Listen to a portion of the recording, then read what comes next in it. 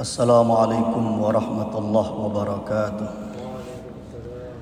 Alhamdulillahil qail innama yakhshallaha min ibadihil ulama. Wassalatu wassalamu ala sayyidina Muhammadinil qail kun aliman aw muta'alliman aw mustami'an aw muhibban wala takun khamisan.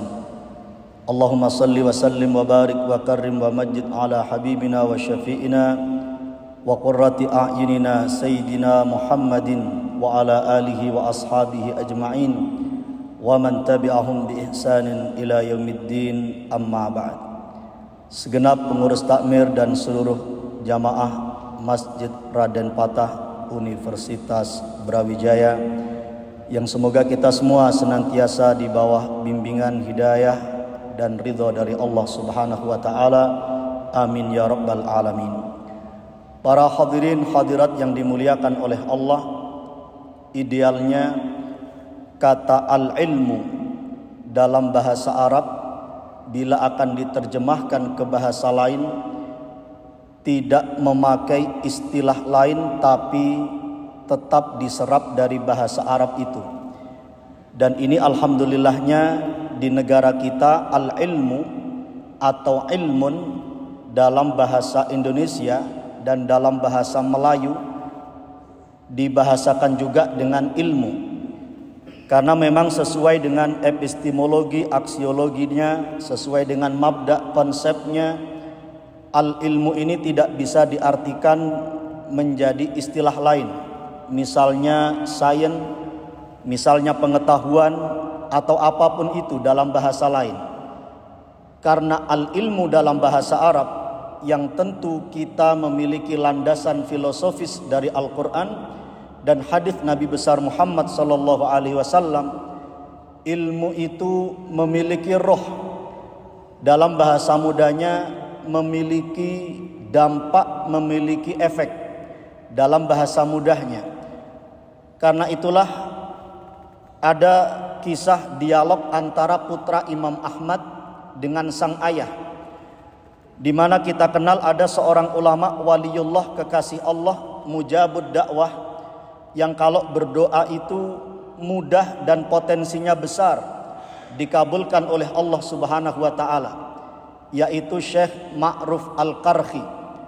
Ulama-ulama tasawuf, ulama-ulama tariqah atau kitab-kitab tentang karamatul aulia banyak mengutip kisah karamah dari Syekh Ma'ruf Al-Qarhi ini. Suatu saat putranya Imam Ahmad mengatakan kepada sang ayah, "Ya Abah, wahai ayahku," yakni Imam Ahmad, "Inna Ma'ruf Al-Qarhi qalilul ilmi." Sesungguhnya Ma'ruf Al-Qarhi itu ilmunya sedikit. Mendengarkan pernyataan dan kesan dari sang anak ini, Imam Ahmad justru marah. Beliau mengatakan kepada putranya, "Bukankah puncak ilmu adalah sesuatu yang sudah dicapai oleh Ma'ruf Al-Qarhi?" Sang anak kemudian bertanya, "Apakah puncak ilmu itu yang menurut Abah sudah dicapai oleh Syekh Ma'ruf Al-Qarhi?" Maka Imam Ahmad menjawab, "Khasyatullah," takut kepada Allah Subhanahu wa taala. Maka inilah yang kita maksud bahwa puncak dari ilmu ada efeknya, ada dampaknya, tidak lain dan tidak bukan adalah khasyatullah, takut kepada Allah Subhanahu wa taala. Lalu kemudian ada kitab namanya Al-Furuq. Al-Furuq itu sebuah kitab berbahasa Arab dalam kajian keilmuan Arab untuk membedakan antar satu dengan yang lainnya yang barangkali identik atau sinonim. Misalnya kata khauf dan khasyah ini. Khauf kalau diartikan ke bahasa Indonesia takut, khasyah itu juga takut. Tapi kemudian ada perbedaan di mana khauf ini adalah ketakutan secara umum, kalau khasyah ini takut yang berbasis ilmu. Dicontohkan misalnya, ada orang melihat jarak 500 meter di depannya ada banjir bandang dan dia orang ini berada di tempat yang lebih rendah. Ada dua ilustrasi. Ilustrasi yang pertama, kalau orang itu punya ilmu Dia akan menentukan sikap, memutuskan sesuatu berbasis ilmu. Dia secara mudah akan mengidentifikasi dan memahami air itu karakternya mengalir dari tempat yang tinggi ke dataran yang lebih rendah. Maka orang yang takut pada banjir, dia akan memutuskan dengan ilmunya. Akhirnya dia mengambil sikap untuk menyelamatkan diri. Barangkali di situ ada pohon kelapa atau rumahnya lantai 2, dia naik ke atas.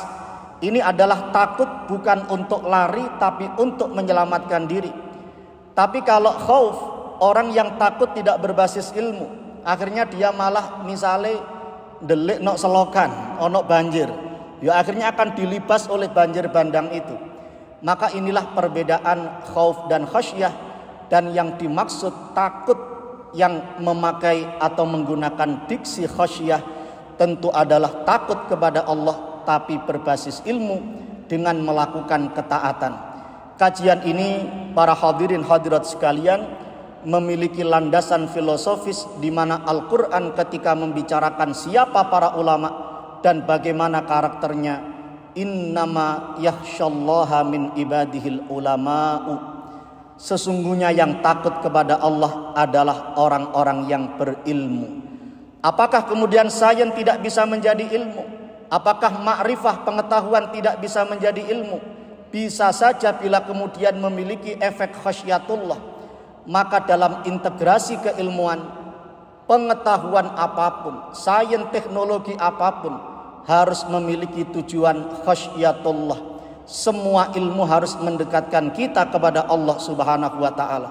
Apapun yang kita kaji, apapun yang kita teliti, informasi apapun yang kita dapatkan, kita verifikasi, kita validasi dan seterusnya, semuanya dalam bingkai ketaatan, bahkan meningkatkan keimanan, ketakwaan kepada Allah Subhanahu wa ta'ala. Ilmu yang dimaksud dalam agama kita dalam tataran praksis adalah 3 kata, yaitu tahu, mampu, dan mau. Saya tahu sholat itu wajib, saya pun mampu melakukannya, maka saya harus mau. Ketika saya sudah tahu dan mampu, saya harus mau melakukan sholat. Saya tahu narkoba itu haram, saya pun mampu meninggalkannya, maka saya harus mau meninggalkan narkoba yang diharamkan dalam agama Islam. Percuma kita belajar akhlak, menulis makalah, menulis tentang tasawuf, tapi kemudian misalnya menulis skripsinya tentang tasawuf sambil di kafe bersama pacarnya, maka tidak ada khasyatullah. Ini hanya menjadi ma'rifah, menjadi pengetahuan yang tidak menghasilkan puncak ilmu, yaitu sekali lagi khasyatullah. Penutup, ada standar ilmu yang lain yang disampaikan dalam kamus yang lain yang kali ini disusun oleh seorang ulama yang bernama Syekh Ibnu Faris. Punya kamus namanya Mu'jam Maqayisil Lughah. Ketika beliau mengartikan materi ain, lam, mim yang bisa dibaca alamun, yang bisa dibaca ilmun, ma huwal ilmu. Ilmu itu apa? Dawuhipun Syekh Ibnu Faris, ma yadullu ala atharin bisyai' yatamayyazu bihi syakhsu an ghairihi. Ilmu adalah sesuatu yang melahirkan dampak, di mana dampak itu akan menjadikan orang yang berilmu berbeda sikap dan keputusannya, berbeda sikap dan tutur katanya dengan orang yang sementara masih belum punya ilmu.